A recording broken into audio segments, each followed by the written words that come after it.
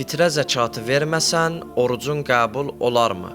Ramazan ayı tutduğunuz orucun qəbul olunması fitrə zəkatından asılıdır. İmam Sadiq əleyhissalam buyurur, orucun kamilliyi fitrə zəkatı ilədir. Yəni, fitrə zəkatı yalnız sədəqə deyil, həm də orucun qəbul olunması üçün mühüm bir şərtdir. Fitrə zəkatı nədir?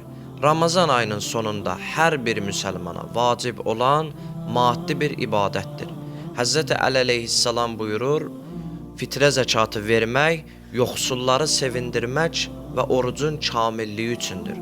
Onu vaxtında verin ki, Allah da sizi sevindirsin. Bizim sualımız bu idi ki, fitrə zəkatı verməsən, orucun qəbul olarmı?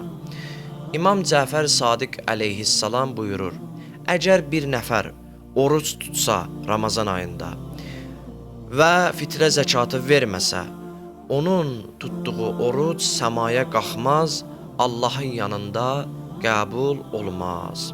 Vəsail-i Şiyə, cild 6, səhifə 221. Aydın oldu ki, fitrə zəkatı verməsən, orucun qəbul olmaz. Bunun hikməti budur ki, fitrə həm bir ibadət, həm də cəmiyyətə qarşı olan bir məsuliyyətdir.